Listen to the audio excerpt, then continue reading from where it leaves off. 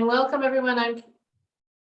Thank you for hitting the recording. Welcome, Carol Martin. I'm Carol Martin. Hi everyone, and I'll be supporting today's conversation. And we have the good fortune to have Sarah Forster, who is going to be doing the majority of the presenting today. And you'll have ample time for questions and comments.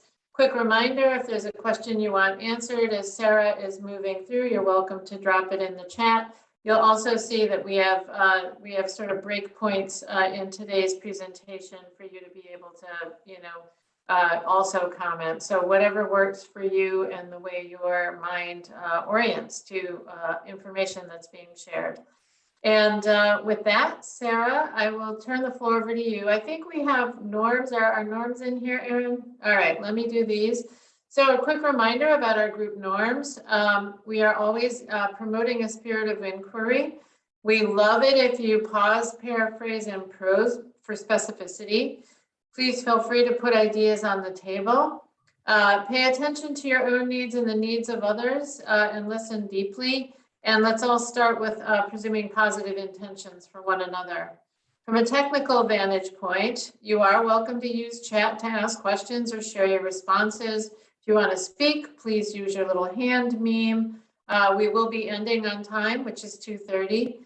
And we have a very strong invitation to silence your electronics and disengage from them during the presentation, because it all helps us all make sure we're following the trajectory of the conversation and able to best contribute that way. And it avoids us serving as a distraction to others when it's apparent we're not paying attention. So thank you in advance for all of that. And with that, Sarah, the floor is yours. Okay, so advisory committee members, I think all of you know who I am. I'm Sarah Forster, and for a very long time, note that I didn't specify how many years exactly, I have represented the Maine Department of Education in the Attorney General's office.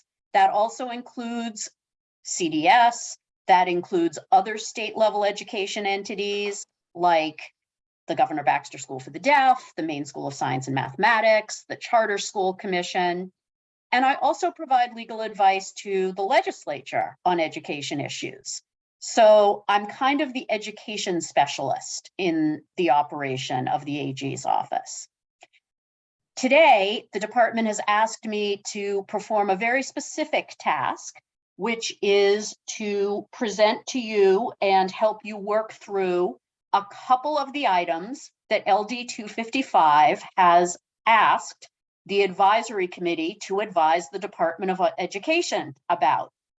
So I just wanted to highlight for you, because I've been told by many educators that you have to start by telling people up front what the goal is. So my presentation and my effort this afternoon is aimed at two pieces of the plan for early intervention services that the department is working on. The first is getting a quasi-independent state agency set up. And the second is, last week, I know you started on the 16 components of a statewide system. My plan today is to talk about where those tasks should slot in as between this entity that we're creating, the SIEU, all of this will become clearer, trust me, and the Department of Education. So anyway, with that as sort of our end zone, yeah, someone watched a little too much football last weekend. Here's where we're going to start. I asked that the department send out this PowerPoint to you all last week, not because I wanted you to spend the weekend reading the PowerPoint instead of watching the football or the other probably more worthwhile thing that you did, but because I know if it's me, there's nothing I hate more than coming to a presentation, not knowing where it's going, and then someone says, okay, any thoughts? Sarah, Oh, I have to interrupt already. you. I have to interrupt you. We did not get this out last week, so no one has previewed it. I just want you to not have that assumption that everyone has seen this. So I apologize for that misunderstanding. But I saw it. It went to me. Oh, then I'm completely wrong and disregard everything I've just said. I'm pretty sure it's out there because it got sent to me and I was like, oh, there it is. There it is. Yeah. Okay. Maybe I shouldn't have said it quite that way. I agree. Yeah. Okay. So can we go with the next slide, Erin? All right. So you know that I'm a lawyer. When I was in law school, I took a class with a professor who I didn't like very much, but he gave me a really important piece of advice. He said, essentially, that every legal problem breaks down to the same questions that they told you in high school English that any good piece of work addresses. Who, what, where, when, why, and how. And so when I was structuring this presentation, I'm not giving him credit for it because I really didn't like him. But suffice it to say, we're going on the who, what, where, when, why, how method to explain how we're going to build out this IEU. Erin? Okay, let's take the easiest question first that needs like exactly one slide and no discussion. Why are we doing this? Because LD 255 very specifically asked the advisory committee to advise the department on the development of, I can't see my own words because my little thing is in the way. Hold on. There. On the development of a plan for the provision of early intervention services for children from birth to under 3 years of age through a quasi-independent government agency structure. Go ahead, Erin. So what does that mean? So there is actually a definition in Maine law in Title V of what a quasi-independent state entity is. And here it is. An organization that has been established by the legislature as an independent board, commission, or agency to fulfill governmental purposes and that receives revenues that are derived in whole or in part from federal or state taxes or fees. Now, to be clear, CDS is already identified in this statute as a quasi-independent state agency. But what I talked with the Ed Committee about last year that may or may not have led to this specific charge to the advisory committee and the department is that CDS was unlike any other quasi-independent state entity out there in that it was not, in fact, independent. Because instead of having a board, commission, or agency, it reported up through the Commissioner of Education, who we all know is a cabinet level gubernatorial appointee in the executive branch. So it's very weird, okay, that's a legal term, to think of a quasi-independent state entity that in fact reports to the ultimate in state entities, a cabinet department. Okay, Erin. So the goal here is to make the entity match the definition. So what I'm giving you on this slide is some draft language of a future statute that's ultimately going to have to be proposed to fix this. The SIEU is established as a body corporate and politic and as a public instrumentality of the state for the purposes of identifying, evaluating, and providing early intervention services to eligible infants and toddlers with disabilities from birth to under age 3 and their families. The exercise by the SIEU of the powers conferred by this chapter is the performance of an essential public function by and on behalf of the state. So I'm hoping you'll trust me on this one, but every single word in that language, other than for the purpose of identifying, evaluating, and providing early intervention services to eligible infants and toddlers with disabilities from birth to under age 3 and their families, is text standard language to create a public entity that is properly designated as a state entity. It's boring legal stuff, in other words. Okay, Erin. So, in order to move this ship forward, one thing that needs to be created, according to the resolve in the instruction, is a board for this state IEU. So I want to give you a few basic thoughts about what it means for you all to be helping the department in creating this board. First of all, let's be clear that this is a governing board as opposed to an advisory board. So for example, some of you might be familiar with the IC or the SIC. I know these are really bad, yeah. The Interagency Coordinating Council, a state interagency coordinating council, is required by IDEA's Part C to serve as an advisory body to the lead agency.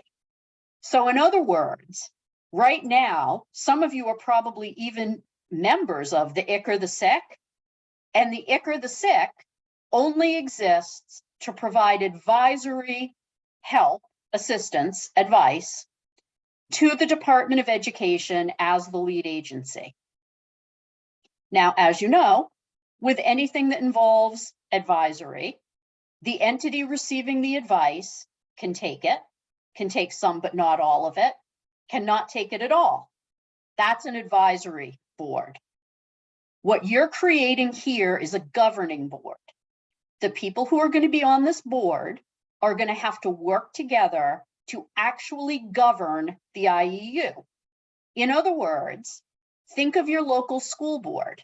In other words, school board members are charged not with advising the superintendent of schools, but by governing the school administrative unit. So, first thought, remember, governing, not advisory.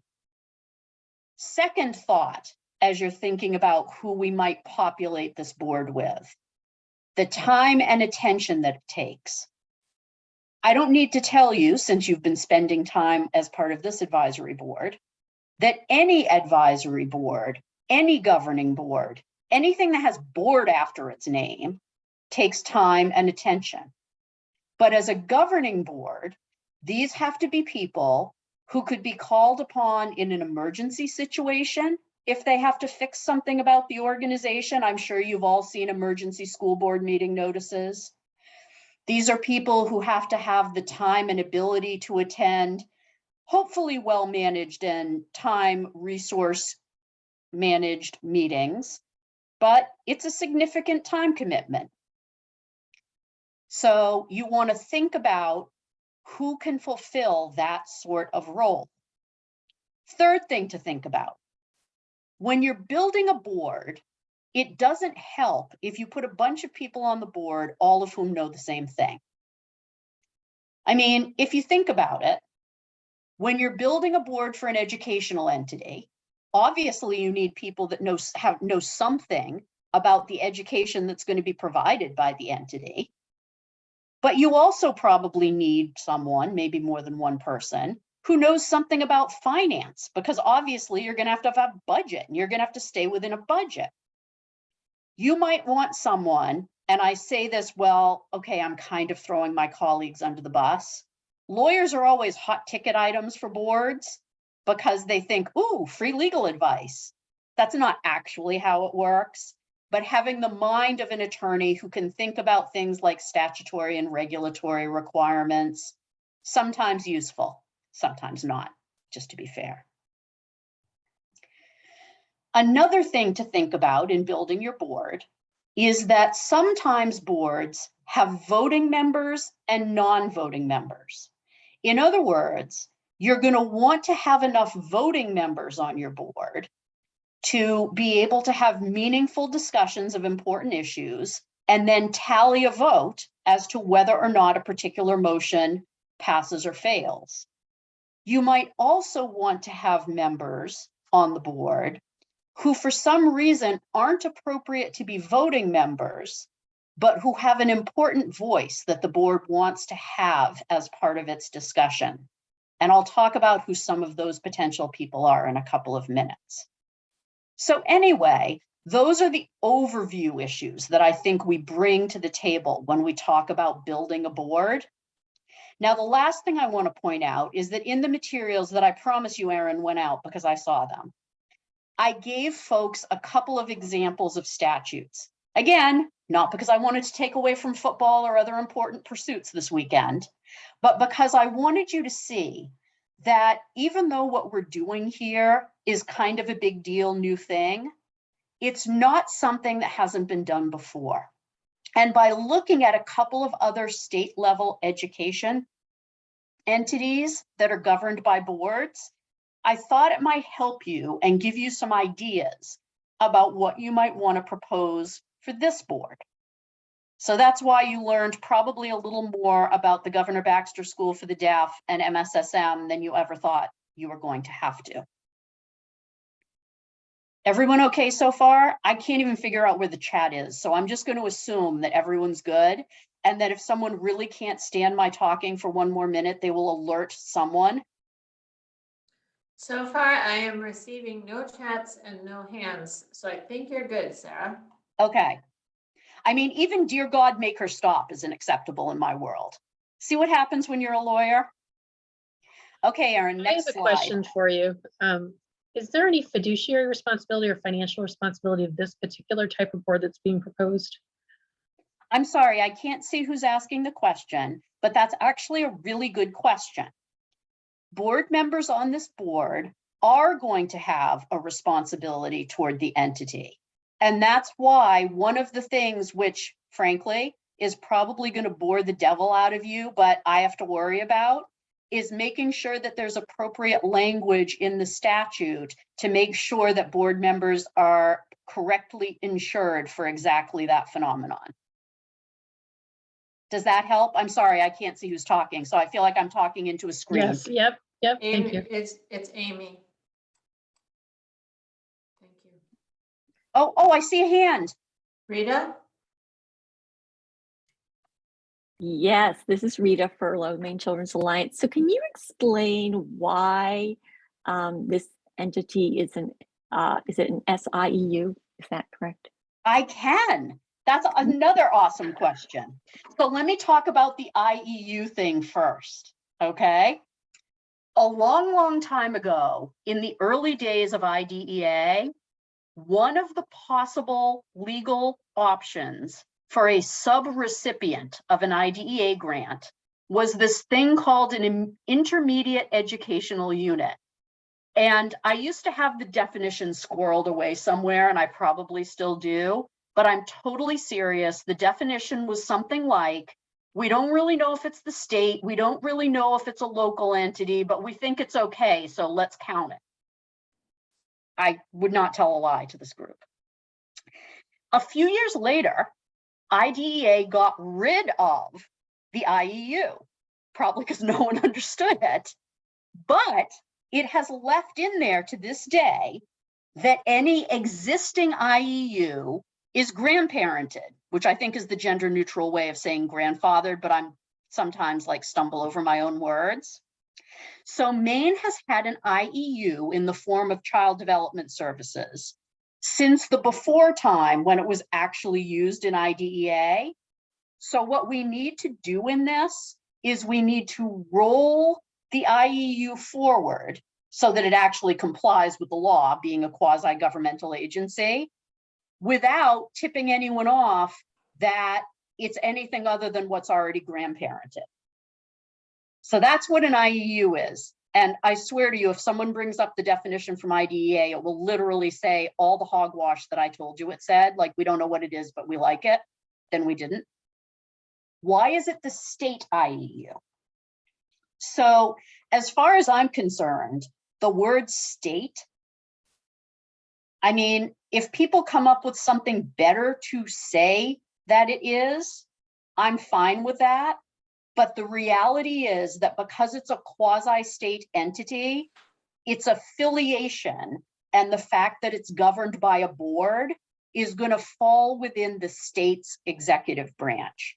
So, okay, it's a lawyer thing, I know, but state IEU is the obvious description for something that at least in our system is going to operate as a quasi-state entity. But as far as I'm concerned, if you wanted to give it a completely different name, as long as the word IEU is involved, you know, to keep the whole grandparenting train forward, totally fine with me.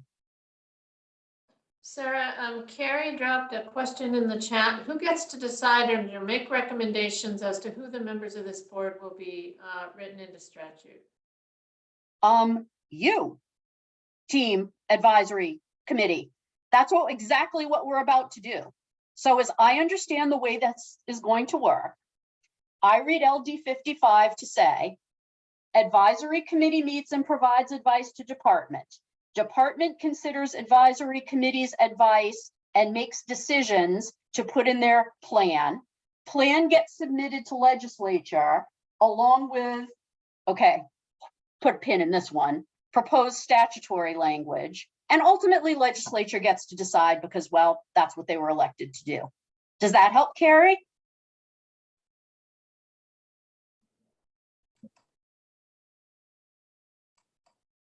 Yes, no? Yes. Yes, Okay. yep, she says, All right. yep. So let's go to the next slide and start building this board.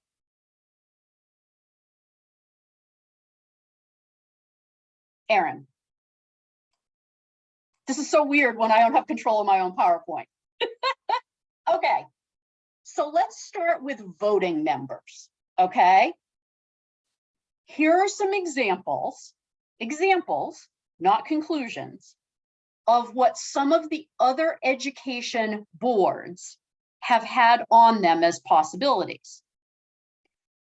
First category, oh, go ahead, Nancy.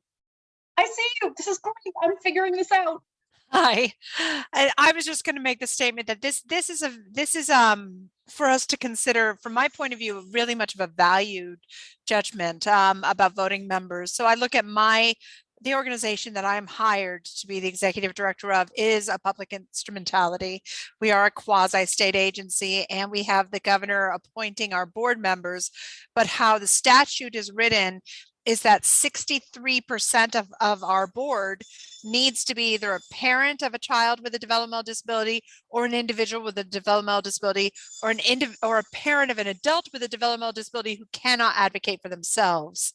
So it's a super majority. And then it names the state officials and it names the sister agencies. So it really is the voting menus and how we put this together. We have the opportunity to say what we value in a governing board. I just wanted to say that out loud. No, that's actually a really great point, Nancy, and it helps me tremendously because I'm afraid I wasn't clear enough. In other words, basically the governor is probably going to end up appointing the actual people. I mean, some of them are going to be based on their title, but you understand what I'm saying. So what we're doing, what this group is doing, what I'm trying to help you get toward, are making recommendations to the department of the type of person that you're thinking is a good idea. And Nancy gave you a great example, although God help the person that had to write that statute because there were like people who had conditions and this and that.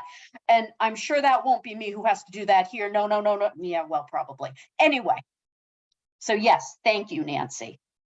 So here, like again, these are potential descriptors of people that I'm throwing out there based on some of the materials I gave you to review and what I know about, let's just say, the genre of these types of boards.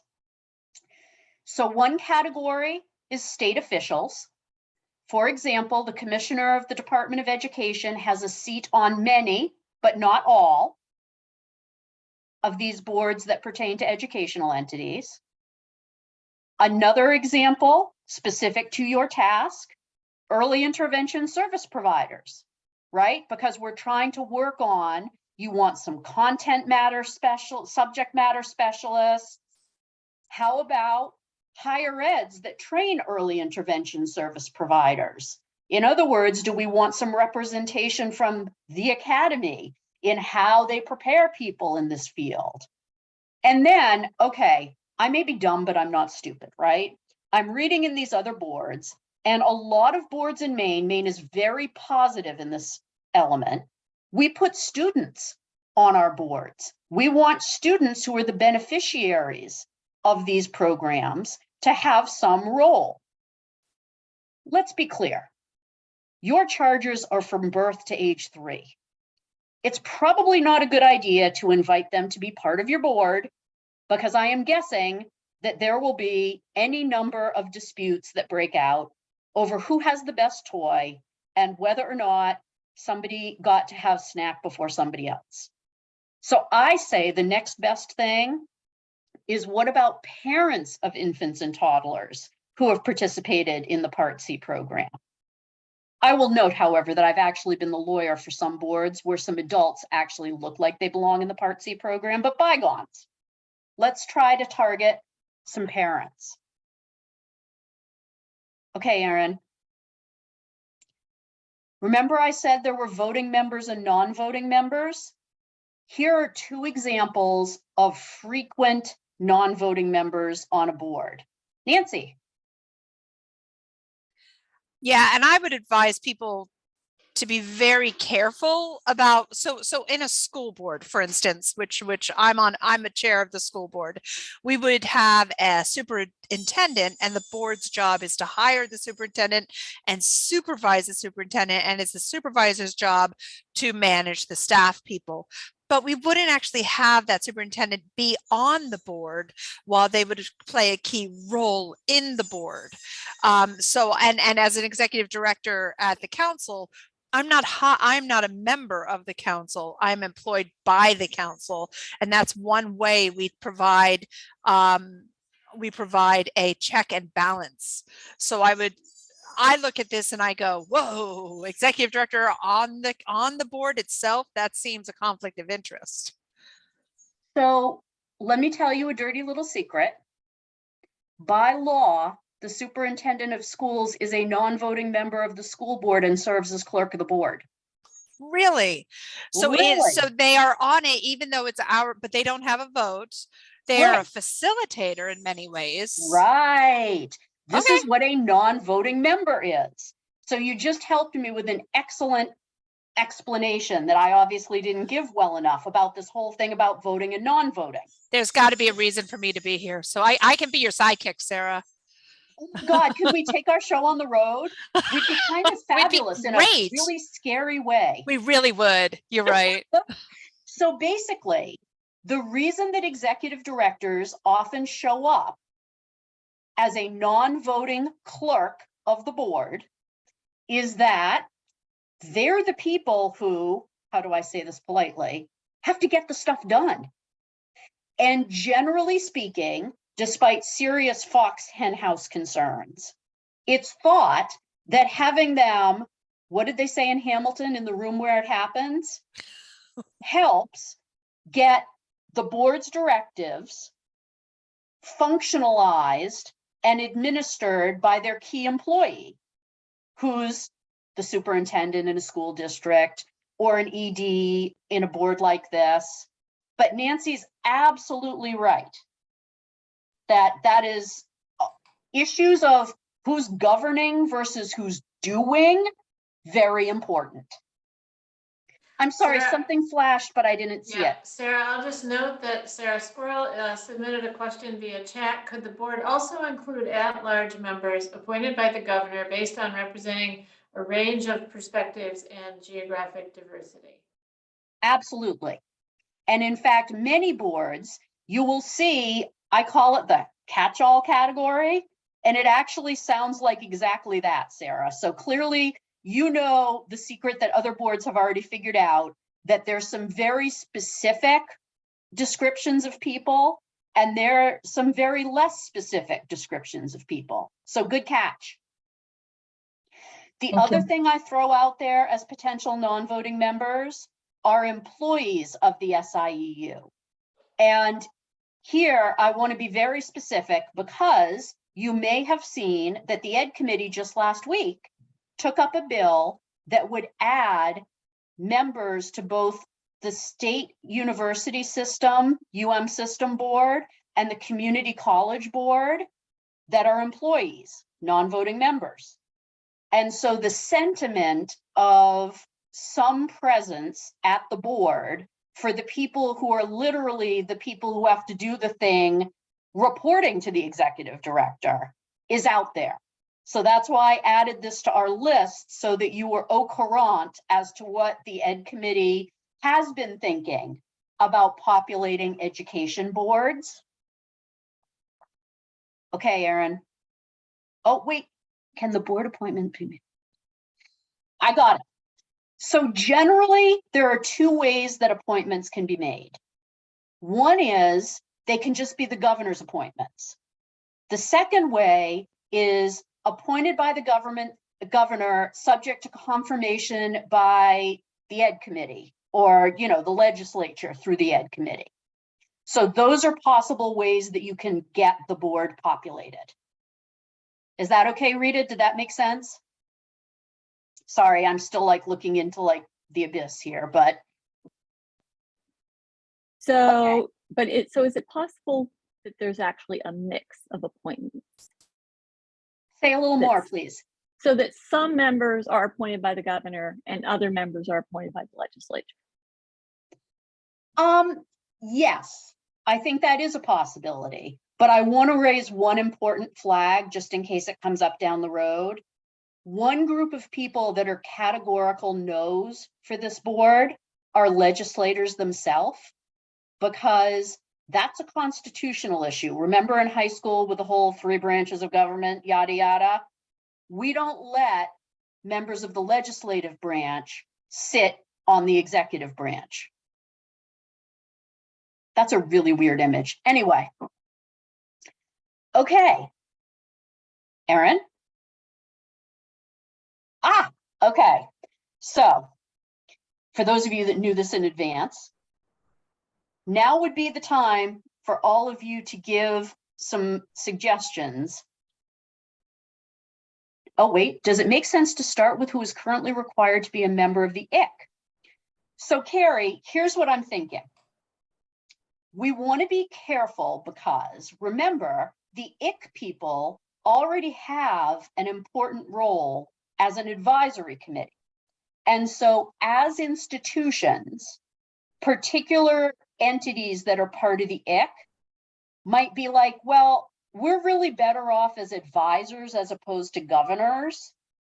On the other hand, some members of the IC are parents, right? And it seems to me that that could be a really good idea of someone who might be a possibility. So Erin, are you capable of bringing up the membership of the IC?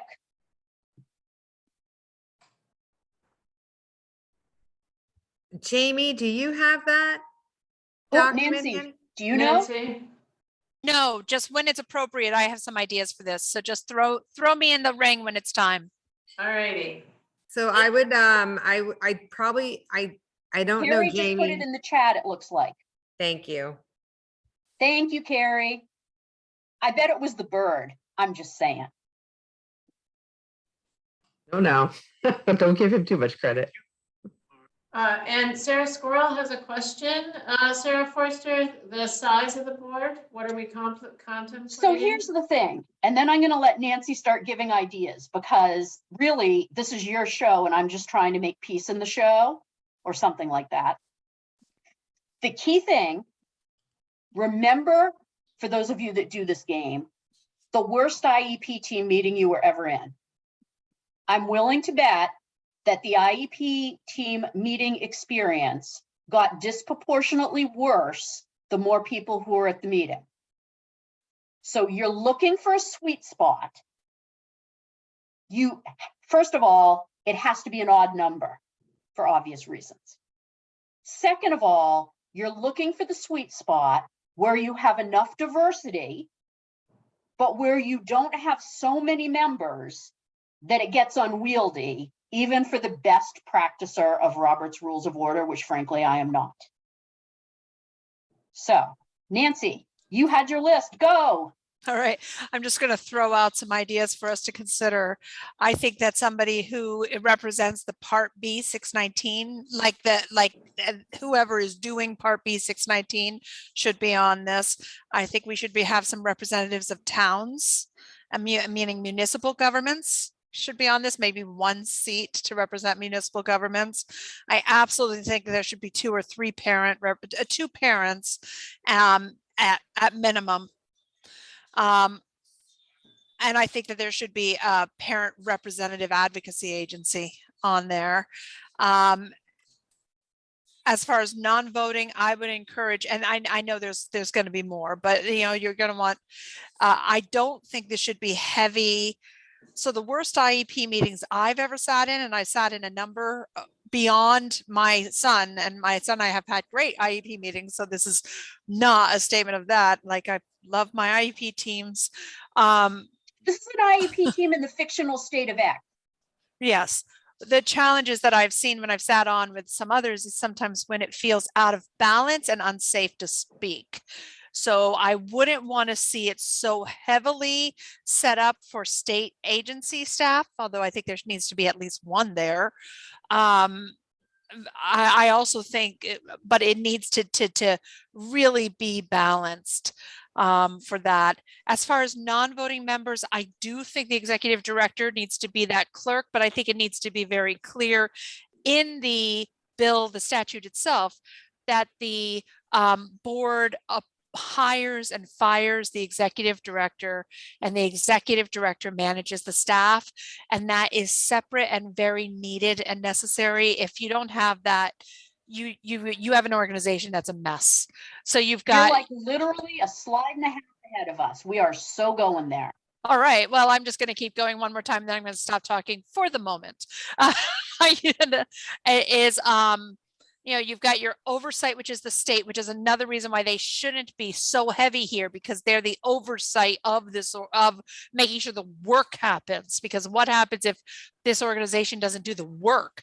The state needs to have the right to be able to let things happen. right. And then the board needs to make sure that they're in charge of the executive director and can get rid of the executive director if you need to, and so on and so forth. So I'm just looking at those balances of powers that makes this stuff work. Thank you. Thanks, Nancy. Sarah Squirrel, you Nancy, said I'm sorry. 11 to 15 members. I'm sorry. I'm going to get that in a second. I feel like I missed something for you, Nancy, like in the last bullet. Was there something that you said about the executive director's role that I didn't capture here?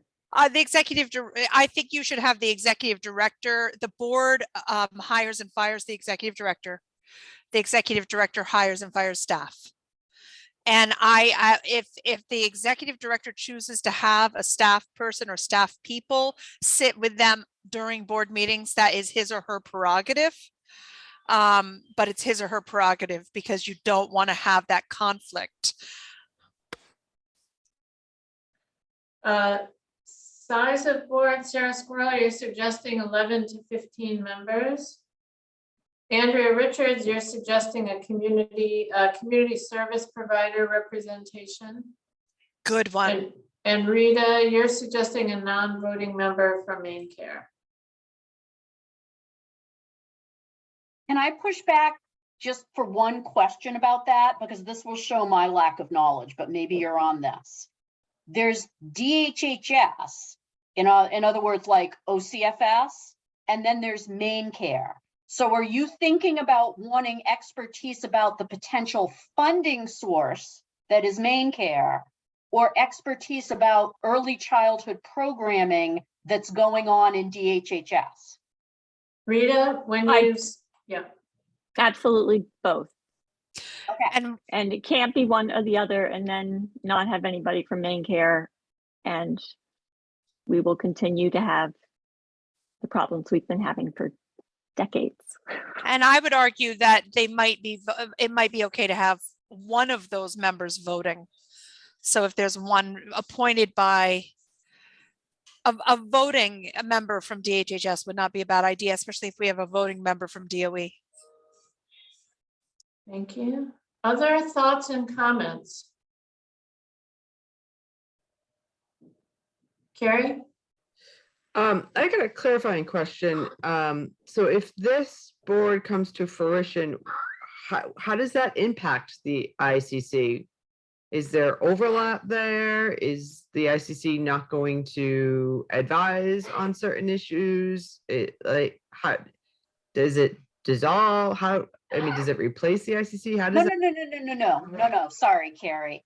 The ICC is a thing required by federal law, and it's going to be here no matter what we do. If nothing changes, it's here. If everything changes, it's here. Any step along the way, it's still here. What's important is to remember what the difference is between the ICC's role and this board's role. The ICC is going to remain the advisor to the lead agency, that would be the Department of Education, and is going to work to ensure that all of the component parts of the Part C system are working in harmony. That would be the whole interagency coordination part.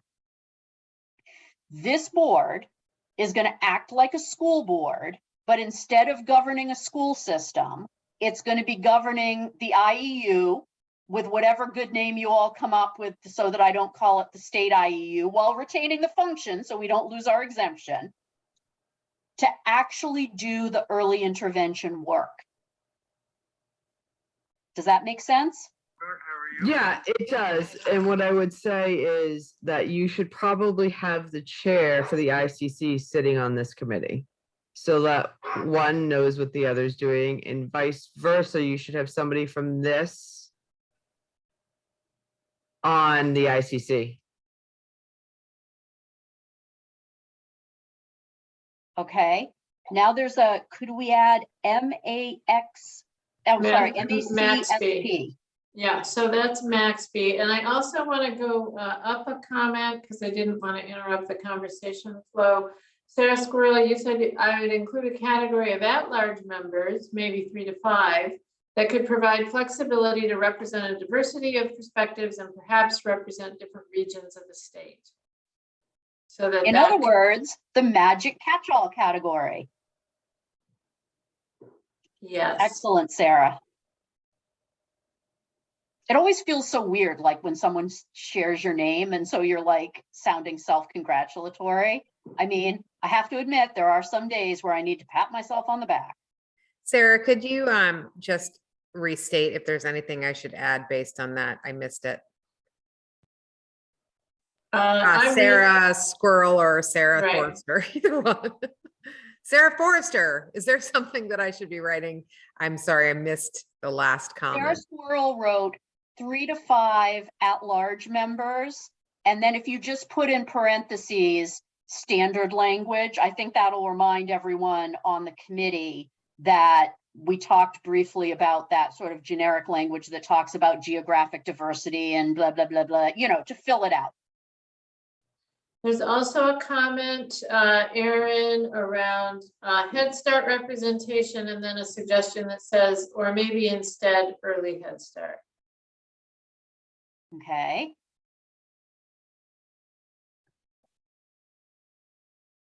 Nancy? The magic hand went up. Oops, mistake. Okay, got it. All right, this is quite the list. This is great. Thank you. Yeah, no, it's great. Other thoughts on this? I mean, I don't think the point is to debate and narrow at this point. Sarah Forster, what is most helpful from your vantage point? So here's, again, I always like to show where we're going. The plan is to get as many suggestions and ideas down here as possible so that the DOE will have some ideas as to what to suggest for their proposed IEU. And someone who might be named me, but I'm not ready to cope with that yet, will actually get it into statutory form. The other thing I want people to know is the way I've structured this is that once you see the whole presentation, there's going to be a like all points catch-all comments. So like if things come to you, like once you start seeing the presentation rolling forward that really belonged like back in who should be on the board, no worries. There's going to be a place at the end. Okay. In which case, let's keep moving in the interest of time. We have about 40 minutes left. Okay. How? So we're on to question number 3. So we've already jumped the gun a little bit on this. One thing that we need to build out as part of this organization is who is going to do the actual things. Because as Nancy pointed out, the board is great. We all love the board. The board is not going to do the things. So here are some typical groups of people or types of people that do the work of a governing board. In other words, for the governing board. First, as Nancy pointed out, this is why I told her she was literally one slide ahead of me, an executive director. Second, again, some boards have, some boards don't, a designated treasurer who oversees a business office. Staff, obviously. What about shared service agreements? Nancy? You have two ways of doing this in my experience. One is to have a treasurer who oversees the business office, which I would not advise. The other way is to put officers in your board, which I bet is another slide, in which you might have a chair and a treasurer, in which you give those people oversight responsibilities to ensure that that happens. I'd be concerned about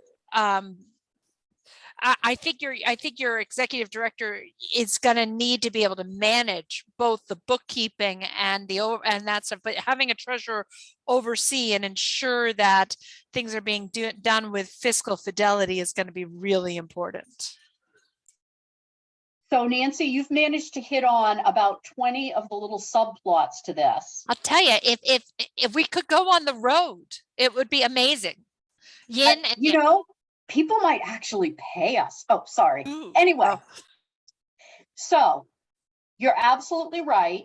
We're idea mongering here for exactly things like that, because different boards use different models to handle their finances. But by the way, we totally agree. Any ED that thinks that the money is someone else's problem ain't going to be ED for long. So, couple other possibilities. Shared service agreements. In other words, the IEU might want to explore, instead of having its own wheel, sharing somebody else's wheel. And then, of course, the use of contractors, because you can employ people as the IEU, but you can also enter into contracts as the IEU. And Sarah Squirrel, I saw where you said, are we going to weigh in on the duties? Yes, that's coming. I'm sorry, I feel like this broken record of it's all in the PowerPoint somewhere, which is totally hilarious, because 90% of the time I refuse to use PowerPoints because I'm always convinced I'll screw it up. But now that I have Erin making sure that I don't screw the PowerPoint up, I can say it's in the PowerPoint. Okay, Erin. All right, so we've hit another import time. What do we think? What do you think about some of these ideas for potential doers as opposed to directors? Nancy, you want to start? Because you had a bunch of good stuff. Yeah, We already put the ED stuff in the former slide, and I'm sure Erin will remember that at the appropriate time. But why don't you talk again about the treasurer business issue? I think that the treasurer should be part of the board. I think that the statute should, this is my next, I think that the statute should provide the responsibility to hire an executive director, but also mandate that the board needs to provide a good, robust review annually, because that can get lost a lot if a board's not actually managed for it. I think that the statute should. I think that the statute should say that that the board needs to create bylaws to describe how some of these work is going to happen, and that there needs to be a very good, solid set of checks and balances to ensure that the organization, so to ensure that risks are mitigated, basically. But I like the idea that the treasurer is part of the board. I think the chair should be, I think they should name a chair. And then I think that they need to talk about term limits. So one of the things that happens in councils across the country that I would hate to see happen here, which doesn't happen here, at least in my council, but as soon as you get a new governor, everybody gets fired and you get all new people. And there's a gap of time between bodies. And so I'm worried about that. I wouldn't want to see that happen. There needs to be a continuity of care, which is another reason why the executive director isn't appointed, because they go across administrations. So can I just follow up with a couple of sub questions on this? In order to make this somehow bearable for you all within an hour and a half, as opposed to 4 hours, because as you know, lawyers are exceedingly wordy. I was thinking that a lot of those type of things would be less interesting to you than the programmatic type of things. But my thinking, just so you know, is that I would think that what the department will do with terms is everybody has an X-year term. Your term limited after X number of X consecutive terms. And to start it off so that you don't have everyone turning over at the same time, the establishing language would basically say that for the first group, you're either appointed for a 2, 3, or 4-year term, and I'm making these years up just as an example, and you do the lottery ball thing, right? Where like all the original members get a lottery ball, whether you're a 2, or 3, or 4. And that means that every year you're replenishing. It means that you have continuity, but not dominance of like the person that's been there since the creation. But I don't want to burn a lot of our time together on stuff like that, because it's really, I think of it as the more technical, boring stuff, but I'm glad you brought it up. There's also a comment here, thank you, Sarah Squirrel, about an executive committee comprised of a subgroup of a board that could support the ED in making time-sensitive decisions. So that's sort of between meeting concept. Yep. Other thoughts and questions here? Other comments, additions?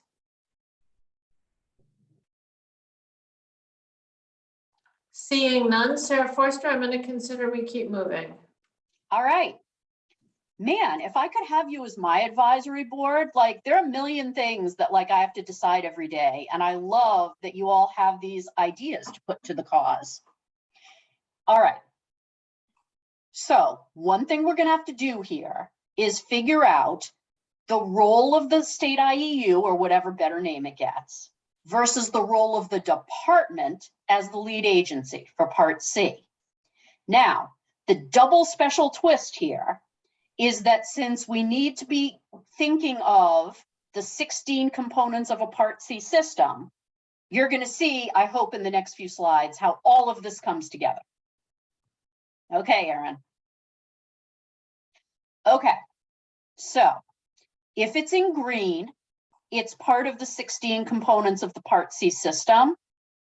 And you will see that much of the green has a role both in the IEU and in the department. And I'll explain how and why.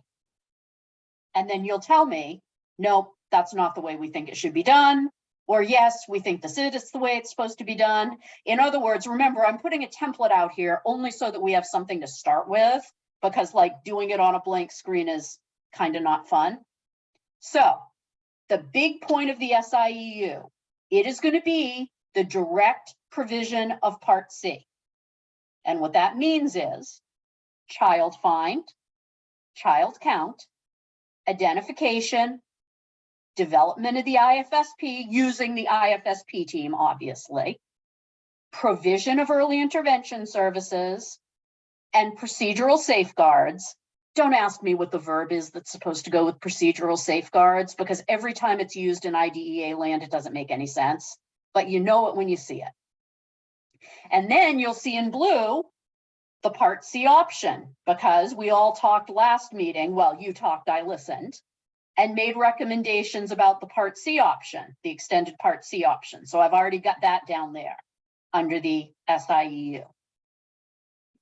Okay, Erin.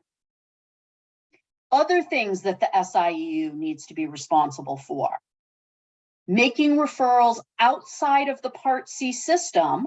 If families don't qualify for Part C, where else can they go in their community, in our state, to get needed resources?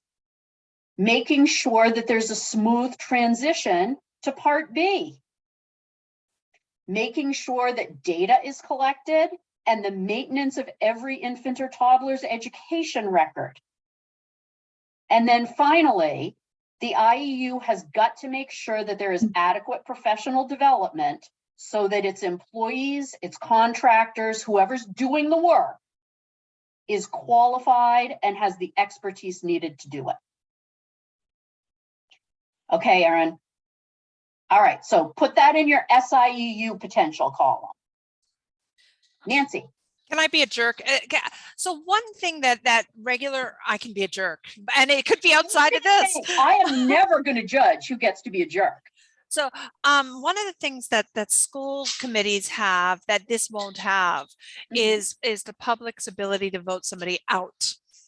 So it might be. No. I'm laughing because I told a very angry citizen today. Have you ever heard the term vote with your feet? Exactly. So I was thinking, should there be some kind of feedback loop in which there was an annual survey or satisfaction? I hate satisfaction surveys. They don't do anything, but something. A dissatisfaction survey. No, but that's skewed to the other way. But some kind of a 365 opportunity for the board to look internally of its own work that is not published. You know, I wouldn't want that to be a FOIA request. I would want that to be kind of just a knowledge base so they can fix things. I don't know if they can do that. Here's the problem, Nancy, which you've probably encountered with your own board. Everything's a FOIA request. Exactly. Yeah.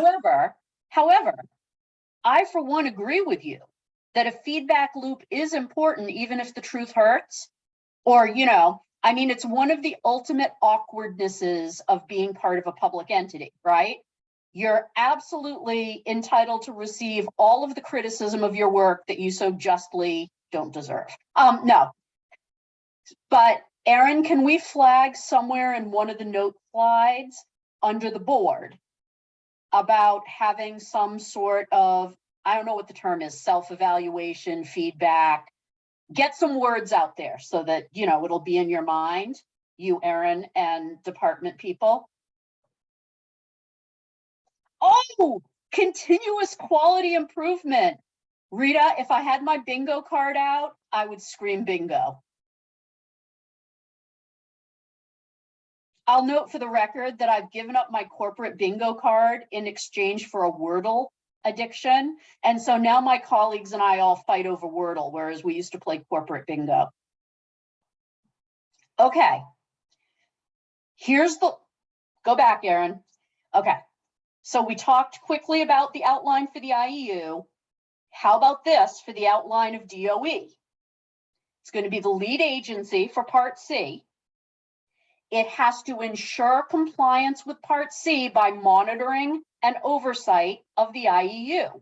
In other words, Nancy, in particular, this is going to put the department in the same position with respect to the IEU as it is with respect to the SAUs. In other words, every school district has to report to the department. This would set up that parallel. It's going to submit the annual application to the US DOE and the SPPAPR. You know, the reports no one wants to write. It will be responsible for entering into interagency agreements and coordination of resources across agencies. It will be responsible for standing up and managing the sick. Okay, Erin. It will be responsible for ensuring a system of personnel development, which is required by Part C. And the reason that I have this both under Department of Education and under SIEU is that the system of personnel development that they're talking about in the 16 things includes training people who are referral sources to the Part C system. In other words, it's bigger than just training the people who do it. It's training community resources to be aware of it. Public awareness program, I understand from Erin and team. And by the way, I know that you all got the very excellent 16 things presentation from like last meeting. So I know that you know more about the 16 things than what we're talking about today. I saw, Nancy, funding. Put a pin in that for 2 seconds. Let me finish the list, then we'll talk funding. No, that's why I put it in there because this is Yep. my pinning. It's not a, I don't want to interrupt the conversation right now. I'm just putting my pins. Excellent. The department needs to come up with the funding mechanism and the way to collect reimbursement as appropriate. Rita already mentioned main care. There has always been the option to include private insurance in Part C. Some people are like, yeah, some people are like that. Absolutely, Nancy, there are two funding streams going here. We have to figure out how to provide the services funding stream, and there has to be a budget to run the SIEU. And then the last thing the department can do that frankly the IEU can't is the commissioner has rulemaking authority. And MS stands for major substantive, which you all are probably more than well aware of. That means it gets legislative review as well as APA review. So the department would be responsible for all of the big things about Part C that need to go in a rule. For example, the definition of developmental delay in Part C is up to the state. Needs to go in a rule. Personnel qualification, up to the state. The federal government doesn't tell us who gets to be a speech therapist, just as a wild example. The procedural safeguards, which remain verbalist since I can never remember what the right one is, those go in a rule, and a notice that matches them get in the hands of every family. So if you want to flip, Aaron, those are the two rough outs of the program tasks. Sarah Squirrel brought up a really important point in the comments a few comments ago, which is that there's a lot of language that goes under every single board, which is things like hire executive director, authority to enter into contracts, authority to purchase liability insurance. Again, and I'm not at all suggesting that you all aren't up to the task.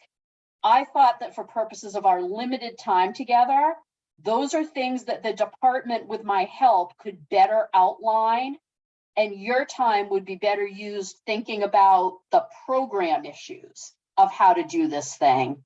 But as I see it, underneath the duties and responsibilities of the SIEU board, there are going to be two categories. One category that's going to be administrative duties, and then the second category is going to be programmatic duties. And I was hoping and thinking, and I apologize if I'm wrong, that you all would be much happier spending some time this afternoon thinking about category 2 and not category 1. Anyone, by the way, who has a particular lawyer-like fetish in category 1 area, you're more than welcome to send some to me. So, input point. Thoughts about that division of laborers, so to speak. What do we have? What did we miss? What goes on my list of things that are going under the first subpart, even though I said, let's talk about the second, because heck, I'll take information and assistance from anyone. Thoughts and comments here?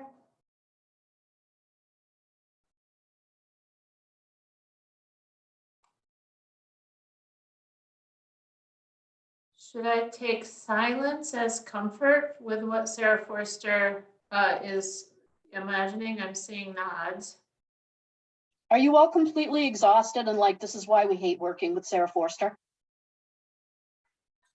I think they I'm also- maybe they trust you. Maybe they Also, think I we're- just want to remind you, Sarah, we have about 13 minutes left. So I just. wanna give you Oh, a- all right. We are really cranking now. Yeah.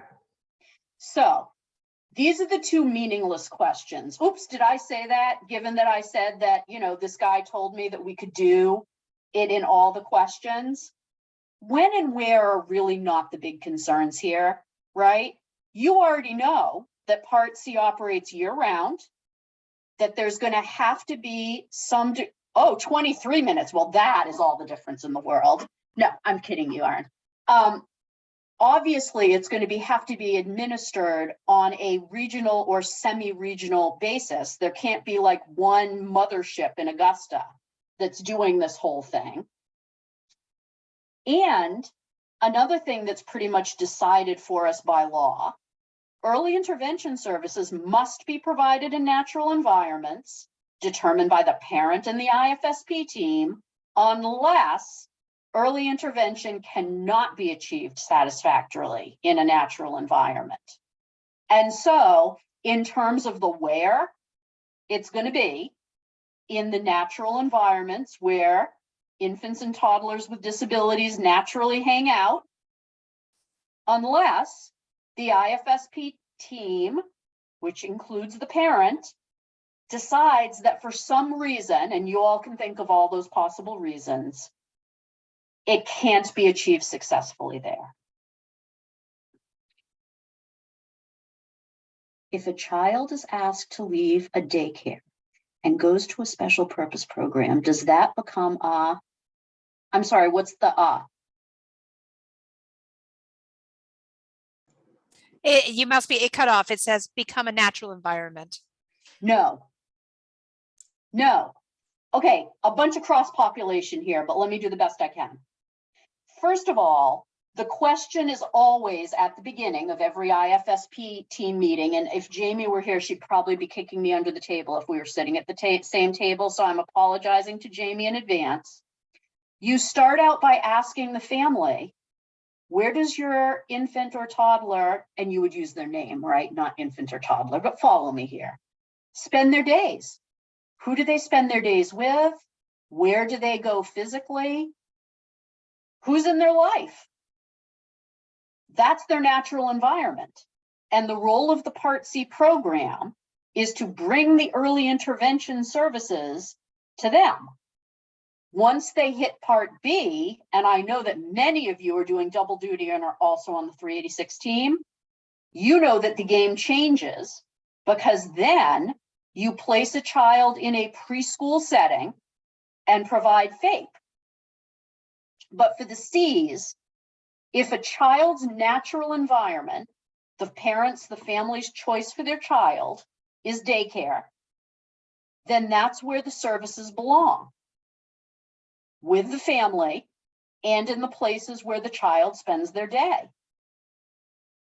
So this issue of kids getting kicked out of daycare and being placed in special purpose programs, that's more of a Part B problem, because literally with Part C, you're going to follow the child wherever the child ends up. It becomes a real problem when in Part B, places that we've identified as early education settings, as preschool settings, try to remove children with disabilities because they have disabilities. Not okay, not acceptable, but that we have to deal with through the IEP teams in Part B. Does that help answer the question? I don't want to leave you hanging, but for Part C purposes, essentially, depending on where the child ends up, the services find them. Helpful. I think we do end up with some kids who are under 3 who come under medical model, and then it gets kind of confusing, but we don't need to take up time with that here now. Thank you. Okay, great. And yes, I totally agree. The overlap between the medical model and FAPE makes my head hurt. Okay. Go ahead, Aaron. All right. So remember I told you that I would give you the chance at the end of the whole kit and caboodle if there was stuff that you wanted to say that you felt like you hadn't been able to give input to. I mean, I think this is okay too. Aaron, tell me if this is not okay. Can people email you after? Like if they have the idea tonight instead of right now? Yes. And we can also invite, now that we're ready to just go into panel discussion, we can invite all the CDS employees and non-voting advisory group members to turn off their camera and mute themselves. I'm going to keep my camera on, even though I'm not a voting member, just so that I can keep taking notes for you. Oh my God, Nancy, I'm sorry. I didn't realize we were supposed to have group time at the end here. I would have cut off so fast. Oh, no, this is fine. This is Okay. absolutely fine. Do this. This is what this one is due. We have another meeting to go through and to do the other pieces. You're doing Amy? great.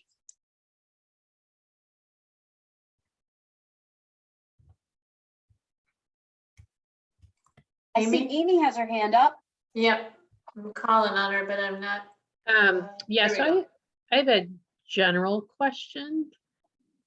So I know this is focused on the 0 to 3 group. Is there another independent group being set up for the 3 to 5 group, similar to what we're talking about today? I'm a little confused because the last meeting you talked a lot about the 3 to 5 transition. So I'm trying to understand these boards and how they all might fit together. Yes, Amy, we have a group that is running parallel to this. And some of the members on this group are on that group for LD 386. And just so you know, Amy, the reason that last meeting started talking about the 3 to 5s is that in the way the legislature sometimes does, both this group and the 3 to 5 group got the question, what should happen to 3-year-olds? And so this group weighed in on what should happen to 3-year-olds. And as I understand it from Aaron, the other group is also talking about the 3-year-olds because it was on their list too. Correct. So the oversight, so if CDS, which I think you're changing your name, so if that's under this 0 to 3 board, if the other kids are transitioned under the SAU, what happens? What's the oversight then for that group? Is this the other group that you guys have been talking about? I guess I just don't understand what that would look like. So, Amy, if the 4-year-olds were transitioned to the SAUs, they would no longer be under the umbrella of CDS. And then the other task of the advisory committee is to understand what to do with 3-year-olds. If the 3-year-olds, if, the legislators don't support the 3-year-olds transitioning to SAUs, then there would have to be another agency that was created to support 3-year-olds. Sarah, tell me if I have that right. Well, I think, and I know that this is a little far from wrapping up our thoughts about this presentation, that there are a lot of concerns that the other group, my understanding is, has been thinking through about that phenomenon. Because remember way back at the beginning when I told you that we had an IEU because it was grandparented? So we don't want to lose, if we need an IEU to do something, we have to figure that out. So I always say the legislature can do anything it wants, but there's one tiny caveat when it comes to federal programs. The legislature is going to get stuck with some things that IDEA says for us. And so people like me, one of the things that I do is try to navigate for you those things so that you can have as many of the things as you want that the federal law doesn't say you can't have. So I guess what I'm asking are you guys envisioning that there's may potentially have to be 2 to 3 separate advisory or oversight boards for these different age groups? So 0 to 3, then maybe a 3-year-old or maybe a 3 to 5-year-old. Like, I guess that's what I'm trying to understand as you're setting this up. Or conceptually, would you want to have something that covered the 3-year-olds as well? What, instead of setting up multiple different agencies or board oversights? You're muted, Aaron. Right now, Amy, based on straw polls and feedback from parents and parent groups, we can't, we're still working this out, but we talked a lot about there's a difference between the provision of service and the oversight of a service for a 3-year-old. So a lot of people were not happy with the idea of 3-year-olds going to public school. But for most states, what they do is the public schools maintain administrative oversight and they contract with different providers to provide those services. So we're working that out. So if the 3-year-olds go to the SAUs, and so it's truly a Part B system, 3 to 22, the oversight would not need a separate board or separate entity or separate governing. In Part B, 3 to 22, we have the state advisory panel. That's the Part B federal version of the SIC. And so that runs and maintains throughout. And so it covers that whole Part B system. So that's the advisory group, the federally mandated one. But those things are, if they go to the SAUs would be monitored. So right now we're just limiting our focus to this Part C. If that makes sense.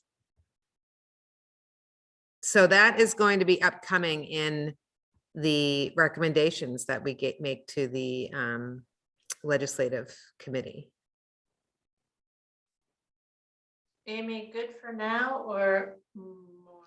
Yeah, I think one of the very first meeting presentations, there were charts about how things might look, and I just was trying to figure out how this all came together. So thank you. Thanks. Yeah, Nancy? I think I have one question for this and another question to lead us into next steps at one point. How will due process, is there going to be any difference or anything we need to do to manage and work with due process with IFSPs as opposed to, I know how it happens in the school district. This is a statewide, which is a little massive as opposed to going to your department around due process. Is there anything to be considering about or thinking about there to ensure? So Sarah, you Nancy, wanna- I can tell you a little bit about how Part C due process works now. Under IDEA, what Maine and I believe every other state, Jamie will probably kick me, you have the option to use your Part B due process system for Part C, and every state does that in no small part because trying to reinvent a similar but not identical wheel is painful. However, there's a big difference between Part C and Part B due process that explains absolutely, totally, and completely why there has never been a Part C due process hearing. That difference is that attorney's fees are not available for Part C. Yeah. And right. as many of you know and understand, one of the ways that parents are able to challenge decisions of the IEP team is by bringing due process. And if they prevail, the school district pays their attorney's fees. Attorneys are expensive. Well, attorneys not named me, I'm a sure thing. But anyway, so there's that. Other than that, you said something really quickly about if it's a statewide thing.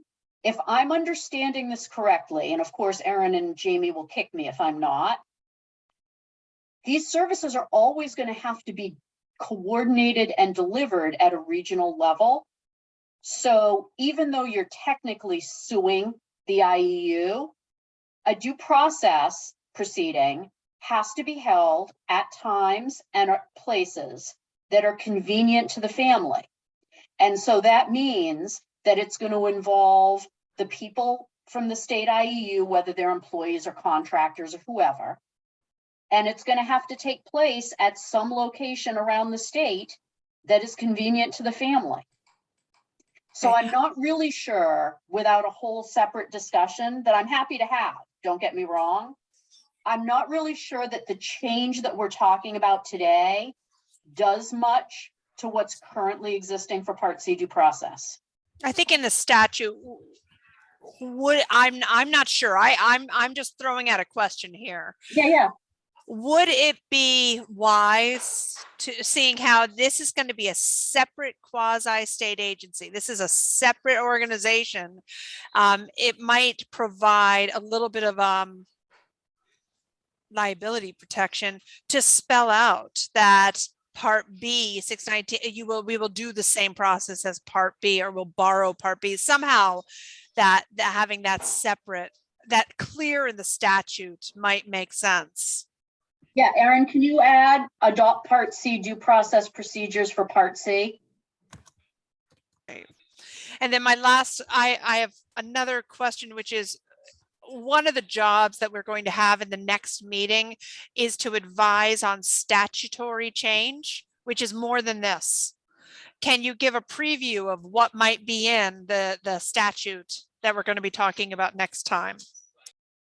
Or clarify if that's accurate, yeah.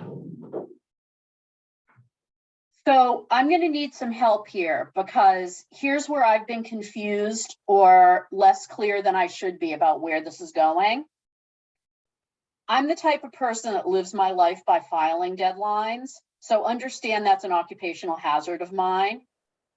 As I understand it, DOE has to file a report by February 1st.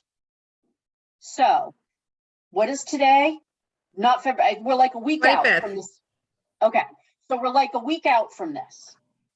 What I can't figure out is I think there's another slide in this where I tried to sort this out because I was puzzling. Yes. So all of these things need to be in this report that's due February 1st. And these dates that I put in where I tried to figure out like when the last time was that we ever talked about something as the committee. And I know that last meeting we hit a couple and this meeting we hit a couple. I know from the first meeting that DOE told you that there is, at the moment, they're going to be submitting with their report an existing MOU with DHHS. So I'm not really sure that there's much to do with that, which leaves timeline, resources, statute, and regulatory changes, which I sort of thought of as happening throughout our meetings, but I still don't know or understand how between now and February 1st, there's going to be proposed statutory language. Right. And my understanding was there was a request for an extension to ensure that this body had an opportunity to do its job. So I thought that we were going to get to see and comment on what needs to be in a new MOU by looking at the existing one or a draft of the other. I think that's explicit in the resolve. And I think it's explicit in the resolve that we have an opportunity to, I would disagree that we have not had in a clear way the timeline, resources, statutory and regulatory changes in a clear, manageable way that we could comment on in any authentic manner.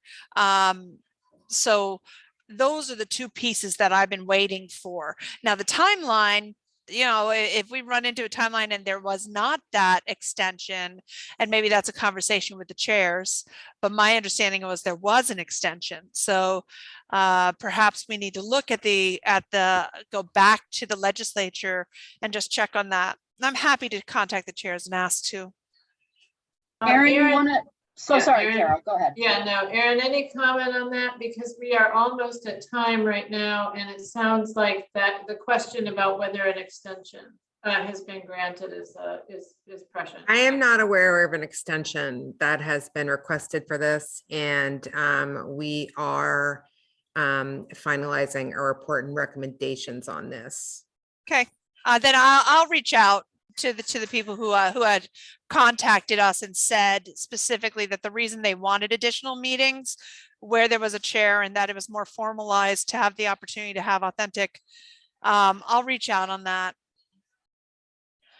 Okay, and so it might not be, but I'll reach out. Someone's going to tell me what the answer to this is, because I mean, obviously I'm privileged to be a member of this committee, but you know, I'm sort of a weird member of the committee because I'm sort of a servant of the committee. And I don't mean that all I'm saying is I'm not a policymaker. You all are policymakers. I'm trying my level best to guide you in a way that both makes sure we're compliant with the law and gives you a vehicle that can make a new law. In other words, kind of like a technician, right? And I hope you understand, because I said it a million times, all of these ideas in the PowerPoint were prompts. I don't get to decide any of this, but I have to get down on paper all of it. Well, not all of it, but you know what I mean. So it sounds like thank you, Sarah Forster, so much. It sounds like we're at a point of knowing that right now, as it stands, the report is due on February 1st. There is the understanding by some that we have moved through the body of work, the charge of the advisory committee. And if further action is needed, stay tuned and we will all be updated. Is that a fair? No. Carol, it's not fair to say that we are beyond the charge of the advisory committee. It is fair to say that we might have, okay, we might have run out of time and not be able to continue. And that's fine if that's the case, but we certainly have not done the charge of the advisory committee as of yet. So stay tuned. All right, thank you everyone for your time and attention and your good thinking, and stay tuned. All right, thanks Thank you, so much. everyone.